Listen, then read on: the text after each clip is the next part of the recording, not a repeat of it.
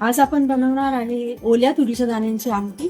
तर यासाठी आपल्याला एक मोठी वाटी तुरीचे ओले दाणे पाहिजे आहेत. तर मसाल्यासाठी मी एक अख्खा कांदा घेतलेला आहे इथं, आणि तो कांदा आपल्याला फोर्कला लावून घ्यायचा.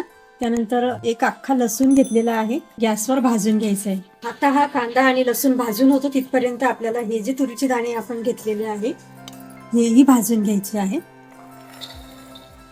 तव्यावर कलर बदलेपर्यंत भाजून घ्यायचे.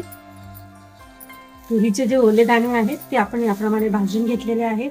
आता हे काढून घ्यायचे आणि मिक्सरच्या भांड्यामध्ये जाडसर वाटून घ्यायचे, भरडा तयार करून घ्यायचा याचा.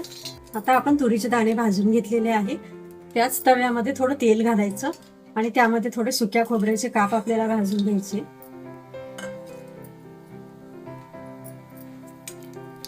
चांगले कलर बदलेपर्यंत भाजायचे.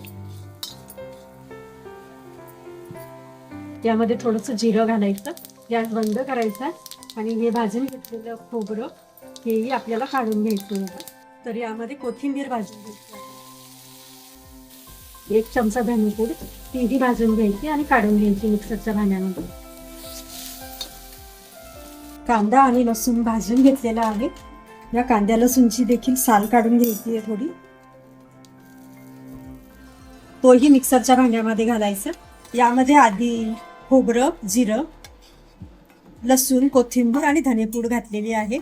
तर याप्रमाणे कांदाही घालायचा आणि लसूणही. त्यानंतर 1 इंच आल्याचे काप घालायचे आणि आता थोडं पाणी घालून याचं वाटण तयार करून घ्यायचं आहे आपल्याला. हे मसाल्याचं वाटण वाटून घेतलेलं आहे. वाटताना यामध्ये थोडं पाणी घातलेलं आहे. ओले तुरीचे दाणे घेतलेले होते तेही याप्रमाणे जाडसर असे वाटून घेतलेले आहे, बारीक वाटायचे नाही. आता या तेलामध्ये लगेचच लाल मिरची पावडर घालायची 1 चमचा आणि लगेच मसाला घालायचा, नाहीतर मिरची पावडर करपू शकते.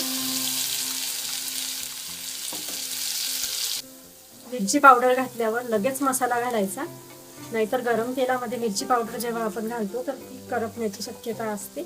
म्हणून लगेच मसाला घालायचा आणि हा मसाला तेलावर चांगला आता परतवून घ्यायचा. आता यामध्ये हळद घालायची, अर्धा चमचा गरम मसाला घालायचा, चांगलं मिक्स करायचं.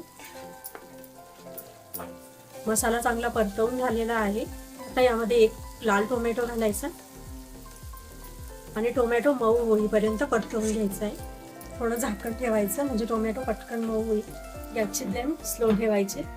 याप्रमाणे टोमॅटो छान मऊ झालेला आहे. आता या मसाल्यामध्ये जाडसर वाटून घेतलेले तुरीचे दाणे घालायचे.